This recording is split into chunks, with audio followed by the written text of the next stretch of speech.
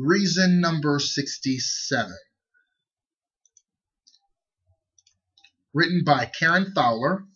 She's the author of 6 novels and 3 short story collections, including Sarah Canary and the best-selling Jane Austen Book Club. A new novel, We Are All Completely Beside Ourselves, is scheduled for publication in May of 2014. Reason 67 is because Obama opposes the Supreme Court's Citizens United decision. We are in the first presidential election since the Supreme Court decided that money equals free speech and money is flowing freely. According to Harry Reid, 17 angry white men are currently engaged in buying the country. They've had their fingers on the scales for quite some time, writing legislation, buying representatives, suppressing the vote, and busting the unions.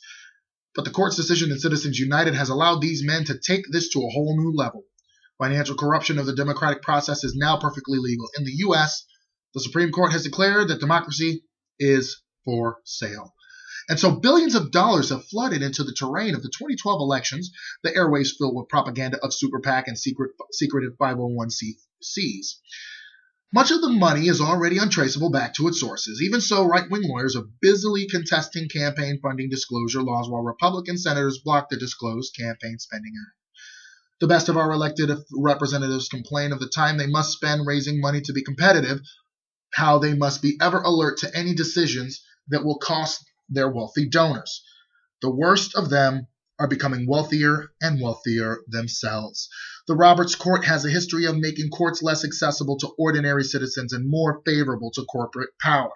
Citizens United is merely the accumulation of a movement for corporate rights that began in the 1970s under William Rehnquist.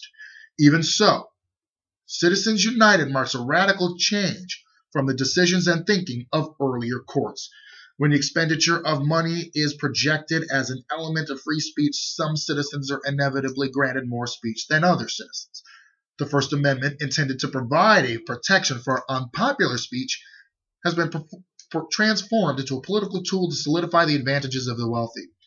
Mitt Romney supports this decision, as he supports everything that works to privilege the privileged.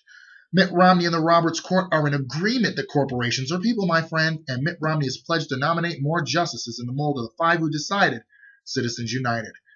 Barack Obama has called for a constitutional amendment overturning it. We must vote for Barack Obama because there is only one way to keep those 17 men from buying the country, and that is not to sell it to them. Karen Fowler, Santa Cruz, California. 90 Days, 90 Reasons, number 67.